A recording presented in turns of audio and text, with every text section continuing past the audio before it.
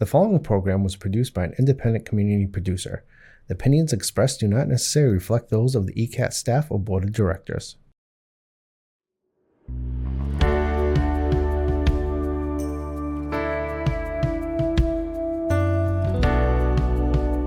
Giving a voice to the voiceless, pulling stories out of the shadows and putting them under the spotlight, making sure that each person is valued and cared for. This is Humanity First with Peter Evers, presented by BAMSI.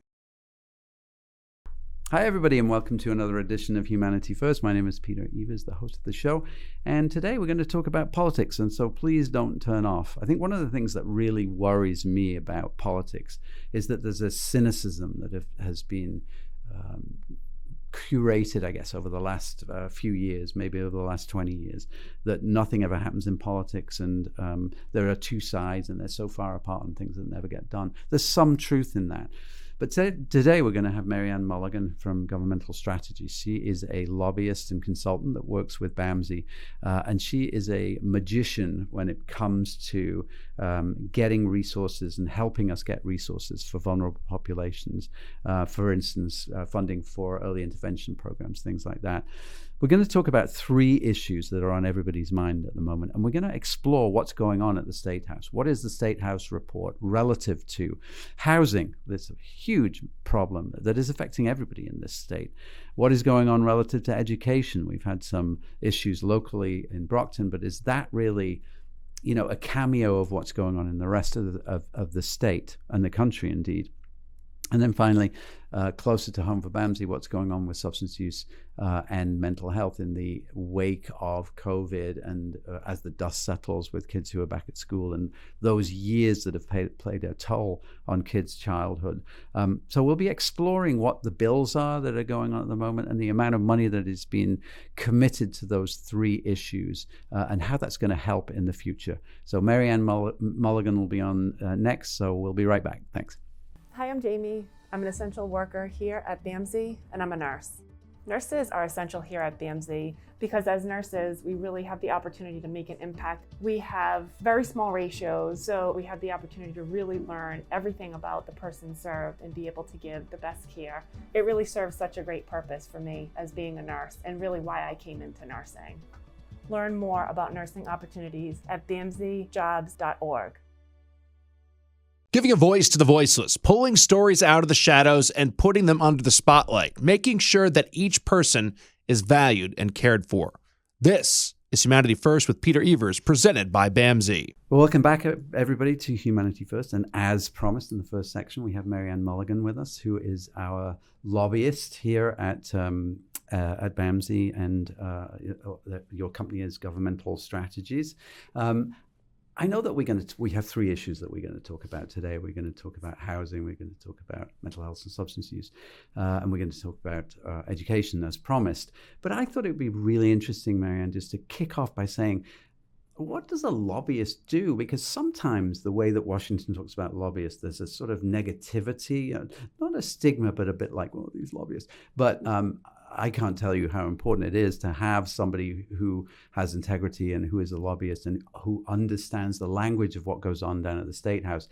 So can we take a minute or so just to talk about the everyday life of a lobbyist, maybe? Sure. Thanks so much again, Peter. So I am a legislative consultant and lobbyist for BAMSI.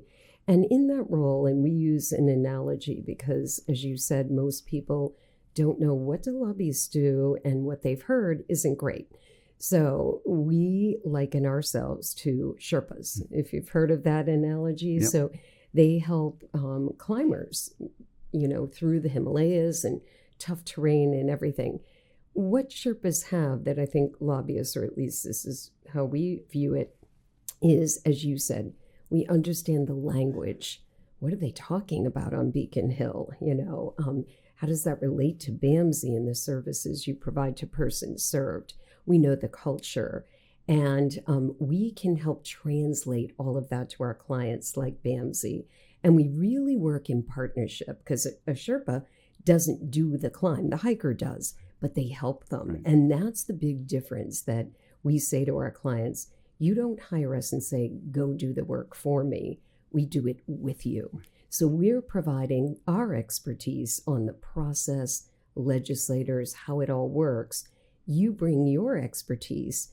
What does BAMSI do? And then we educate legislators and the governor and state officials about that. So we're really that in between, that helper that helps you to talk to each other and figure out, how do we get things done? Right. How can BAMSI advance, whether it's a budget item, legislation, and how do you navigate that process and come out with a good outcome for the people that you serve? Right. So in many ways, you're a civics lesson, right? Yes. Because we have, and we compete against a lot of different people, not only within our own world of human services, but I would imagine and I never will be an elected official, never have been, but I can't imagine what it's like. You come into work, and every day there's, the plumbers convention that are here asking for better rates for plumbers or whatever it might be. But we need to stand out in the crowd, right?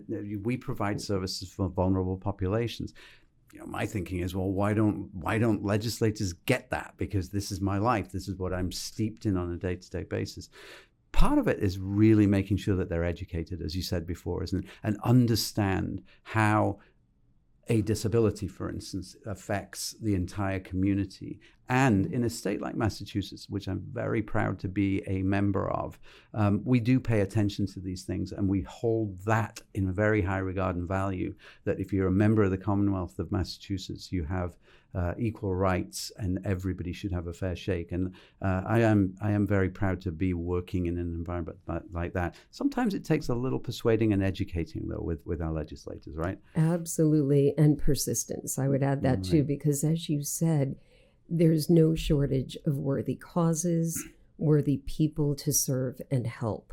But if you are serving a vulnerable population and you do a great job and you communicate the needs, that's when legislators, the governor, the administration listen, and they really want to know, they want to help, and they want to use state dollars in a really cost-effective way to help the people that need it the most. So that's what I say to folks is, don't be discouraged if, like you said, why won't they fund persons with disabilities? Why aren't we right at the top? You probably are, but then there are homeless people. People who don't have enough food insecurity. Yeah. So the list just goes on and on. Right. And so that's why I say your job is to educate, be persistent, and make sure that your voice is being heard in the best way possible, and stay positive. You can't let little bumps in the road deter you from that cause, because people are counting on us. They're counting on us to try to get the resources they need or pass the legislation that's going to make their lives better. Yeah, and I think, one thing that's really important that I hope people realize is that their voices in a democracy are really important. You might not think there's a great deal of cynicism. One politician said to me that one of the biggest threats to democracy is cynicism in the system.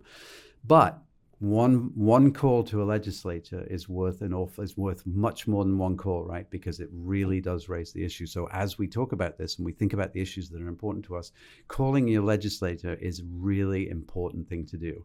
To be part of the democratic process. Absolutely. I always say to folks that I'm working with, my clients, others, decisions will get made with or without you. Right. So it's better to have them made with you and with your input. And you're absolutely right. Most people are cynical and they sit back and then just complain that they didn't fund this, they aren't doing that, why? Whereas if you weighed in, you would get a response back. You'd have a sense of what's going on and the process, and then be able to understand this is why it's not happening now, but it might happen later this year. It gives you context and information, and at least you feel, I believe, empowered. Yeah, a bit empowered. If anybody's ever given testimony, it is an incredibly empowering thing. You feel like, I've had my say, and you might be a little concerned that people aren't listening, but you've had your say, and it's really important. And in the end, you're right. It might not happen today, but it happens down the road. So let's just go back to what I talked about in the opening section. Let's take three things that are on everybody's minds at the moment. As I mentioned, the issue of housing is something that is really on everybody's minds at the moment. I guess it's not on the minds of people who don't want to move, who have low interest mortgages that are 20 years old. But, when I think about young people coming into the housing market, when I think about the working poor, when I think about staff who work about BAMSI, this is a huge issue. So I guess the question I have from you is in this sort of State House report is, what's going on at the State House relative to these issues? So it's housing, it's substance use and mental health, obviously, because these are things that are on people's minds, especially post-COVID. And then finally, education, because there's so much going on, and certainly in and around Brockton, it's on everybody's mind. So let's maybe start with housing, because housing is such an issue that sort of affects everybody. Now, we have an unhoused population in the Brockton area, and we're doing everything that we can to address that. There are so many differences of opinions, and I think we've sort of talked about that a lot. But let's talk about the fact that Brockton is what I think is known as a gateway city. It is a city that welcomes new Americans and immigrants, and has always been somewhere that's affordable. It's not anymore. What are we doing at the State House to address this issue of a significant part of the population cannot afford to do what most Americans see as their birthright, if you like, to own a home and to live in a home and raise children? Right. And especially in a community maybe where they grew up and their goal was to live and work there, and they're finding that impossible. The good news is the Commonwealth, the governor, the legislature fully understand the scope and depth of the housing crisis. It is a crisis. There isn't enough housing in Massachusetts, across our country. We're hearing about this in other states, but let's focus in here. So what they're doing, because they're hearing from employers, they're hearing from people that can't get a house, that are stuck renting and feel like I'll never be able to afford a home. So what they've done is passed the single largest housing bond bill that we've ever seen in the Commonwealth. $5.1 billion with a B to be spent over 5 years. So they always do bond bills over 5 years. There's a good reason. It takes a long time to develop housing, right? To get it from point A all the way to an actual unit or home that someone can move into. So it's always a 5-year proposition. They embedded, in addition to all of the money, so this funds housing production initiatives, tax credits, just a whole slew of housing-related items.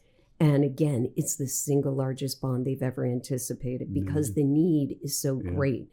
So everyone is looking forward to this hitting the ground and getting these different programs up and started. And they also put policy in there. So we're changing laws and things that the goal is make it easier for cities and towns. We have 351. They all have different zoning laws and ordinances, approval processes. That's what takes so long. So, for instance, accessory dwelling units. This is a topic that's been talked about for like a decade. This bond bill allows all communities, as of right is the phrase that's used, no matter how you're zoned, so single zoning, multifamily zoning, to develop ADUs, as they're called, accessory dwelling units. These are often used for aging parents. If you have an older adult child who may have aged out of services, turned 22 or more, that could be housed and stay with you in a dwelling unit on your property. The goal is to establish 8,000 ADUs or accessory dwelling units. In terms of housing overall, the goal is huge. 200,000. That's the goal. Yeah. It will take a lot to do that, but the bottom line is the state is putting an awful lot of money behind this now, and changing different laws and trying to develop policies because they realize it's impacting every segment. Extremely low income, even people that have some resources are challenged. We don't have enough housing, period, the end. Yeah, and I think we also have to struggle with this idea that some communities don't want affordable housing in there. And we have a candidate, by the way, for presidency who's saying, I am going to stop the ability to insist on affordable housing. Right. We have another candidate, by the way, who is offering, I think it's $25,000 for first-time buyers. So it's on everybody's minds at the moment. When we think about community, you can't think about community without housing, right? Because you begin to get the breakdown of community itself. In some ways, it's a bit of a sad thing that we've got to get to such a difficult situation with people not being housed or living with their parents or living in rental situations, which, by the way, since COVID, rents have gone up to the point where a mortgage would be way cheaper for people if they could get one. But it's good to know that this is something that as a State House people are paying attention to. Let's move on to education for a minute, because again, this is on everybody's mind. The Brockton school system has been in terrible trouble recently. The mayor has been called to book, and as of yesterday, I was reading that who knew about this overspend? I think it's up to 18 million. I thought it was just on the radio as I came here. That's a large amount of money. There's a lot of fingers being pointed, but it's emblematic of a bigger problem around education. What are we doing at the State House to address this issue? Well, Peter, that's a great question. And similar to housing, I think the legislature probably hears from folks the most on housing, followed by education. The state puts an awful lot of funding, and I'll tell you about a couple of dedicated additional funds that are going to education right now. So the state, it uses federal funds, state funds under what's called Chapter 70, go to every city and town, right? Every municipality counts on these funds. In addition, we passed what was called the Fair Share Act, the FSA, and that imposed a 4% surtax on people making $1 million or more. That is now bringing in over $1 billion a year. It's far exceeding the projections. The state committed, as part of that ballot question and initiative, that the funds from this surtax would go two places: education and transportation. So about 500 plus million was dedicated of that first sloth to education. And not as much in the K-12 space, I will tell you, but in early education, in higher education, that's a lot of additional dollars. Those will keep coming in as long as that surtax keeps especially surpassing. So it goes into trust fund and gets appropriated out. That's one, and that's over and above the Chapter 70, okay? And then the next thing that the state did, recognizing that the Chapter 70 is a funding formula. People have always struggled with funding formulas, right? Are they fair? What about gateway cities that have more students from families of lower incomes, communities of color, etc.? So where is that equality factor? The state, it passed a $1.5 billion Student Opportunity Act that is funneling additional dollars, all pointed toward equity. And that is being spent over 7 years, again, in addition to the Chapter 70. So I think there's a big realization. And then we didn't even talk about transportation as a massive cost for all schools. So I think the state is trying to address it, dedicating funds toward it, but the problem is huge. And workforce challenges, shortages of teachers, support staff across the board, and inflation hit schools very hard post-COVID. Occupational costs and things like that. So you understand that. Yeah, I totally do. So the state is trying, and I think trying to recognize the needs of communities. Yeah, and again, I'm proud to be a member of the Commonwealth that's actually identifying ways that they can address inequity, and education should not be I guess an accident of birth, which it tends to be. So I love the fact that we're looking this from an equity point of view. We talked about workforce a little bit, and we only have a minute or so left. But the other one, of course, is mental health and substance use disorder, which I'm obviously particularly interested in. We are finding it really, really difficult to find people who are properly qualified to deliver this service. Now, many of those people have sort of gone off and worked for these venture capital supported startups who are doing remote work for essentially what I would call the worried well. And in some of our communities of economic missed opportunity, we're not having those kind of services. What are we doing in that regard? I know that there was a bill in the Senate which is going nowhere, which would look to say, look, let's up those rates so that clinicians, so that we are competitive with other providers who are coming into our space. That didn't do so well, right? Right. That bill went to a study, which, as we know, means it's not going further. So it's a kind way of saying that's as far as the bill is going to go this session. But the Commonwealth fully recognizes that even pre-COVID, but COVID hit everyone hard, especially our students and our very youngest residents of the Commonwealth, our kids. And so the state they took a bunch of the federal ARPA dollars, that American Recovery Plan Act dollars, and put them in a trust fund and are appropriating that out specifically toward substance use disorders and behavioral health. But as you said, and it's several hundred million coming through the budget each year, but it's the workforce crisis once again. We hate to say if there's a common theme that threads through all these issues we're talking about, it's resources are being dedicated. We can't find enough people, qualified clinicians. And that's why that bill that stalled is so important. If we don't raise the rates, then organizations like BAMSI and the folks doing incredible work, the mental health and behavioral health clinics across the Commonwealth, can't compete for the clinicians. So we've got to give them the resources they need. We do. But we also have to be careful about what we ask for, because if we ask for far too much, it gets sent for study, right? And I think that might have been the problem with that this is not something that our legislators can, in good faith, commit to for the next generation coming through. But if we don't do that, then the next generation is really going to suffer. Marianne, we have run out of time, but as ever, thank you so much for enlightening us. And hopefully people just realize that it is wrong to be cynical about the political process. You know, democracy is messy, but it's better than any other form of government, right?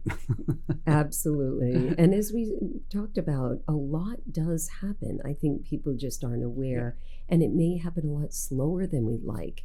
But again, get involved in the process, be persistent and patient, because it really pays off. It pays off. Marianne Mulligan, thank you so much for coming in. Thank you, Peter. Thanks, everybody. Bye.